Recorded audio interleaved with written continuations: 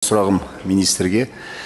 Марат Кәрімжанұлы, еді бұна ауыл партиясының бір арманы осы туризмді дамыту Қазақстанда. Сіз шетелде болып жүрсіз ғой, туризмді көріп жүрсіз, о жерде көліктің ықпалы өте жоғары.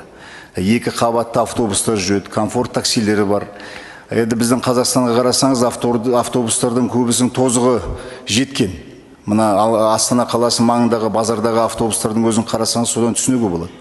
Қазіргі мына халықаралық деңгейде жүретін автобустардың тозығы 84%. 68% облысаралық жүретін автобустардың тозығы. Енді осы ретте сұрайын дегенім, сіздер жалпы жоспарларыңыз қалай? Осы автобус паркін қалай жаңартасыздар? Осы нақты жоспарыңыз қандай? Бірінші сұрақ. Екінші сұрақ, мына өзін-өзі реттеу ұйымдары дамысын. Біз көріп жүрміз, палаталар бар, аудит адвокаттардың палатасы бар, нотариустардың палатасы бар, жақсы. Бірақ мына мал шаруашылығында палата пайда болғаннан кейін бір мәміле жоқ. Жан жаққа тартып, палаталардың бәрі быт-шыты шықты. Сондықтан да сіз екінші сұрақ, мына палатаға көзқарасыңыз қалай, және бұл автобустарды жаңарту жұмысында палатаның рөлі қандай болмақ? Соған нақты жауап берсеңіз. Рахмет.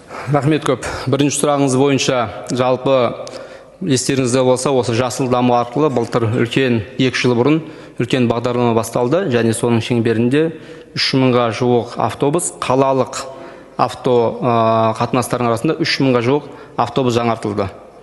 Нәтижесінде сол қаладағы автобустардың тозу деңгейі 52%-дан 33%-ға дейін төмендеді.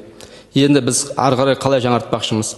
Сол 30 миллиардтан келген ақша, револьвер түрде келген ақша, одан соң жасыл даму арқылы бұдан бұрын бөлінген 100 миллиард ақша бар, содан түскен револьверді ақшаны, оның тағы да бір бағыты ретінде халықаралық қатынаста жүретін және облыстық қатынаста жүретін автобустарды сатып алу, сол бағытын қоймақшымыз. Соның есебінен жаңартуды көздеп отырмыз. Ол бірінші. Екіншісі, жаңағыдай жалпы осындай палаталарға көңіл, олардың арасында мәміле болмады деген. Біз сондықтан жаңағыда өз алдына әрқайсысы жеке-жеке болып кетпеу үшін осындай өзін-өзі реттейтін ұйым құрғанда, ол нарықтың 33%-ын өзіне игеру керек деп айттық. Елейді, сондықтан 3-еу болады деп айттық. Оған біздің көзқарасымыз әрине оңтайлы, өйткені оң көзқарасымыз, өйткені олар бірігіп, өздеріне қарап, өздеріне қандай қағидалар қажет, өздерінің нарықта не жетіспей жатыр, ең арасында қарым-қатынас реттеп, бізге бір ұстаныммен шығады.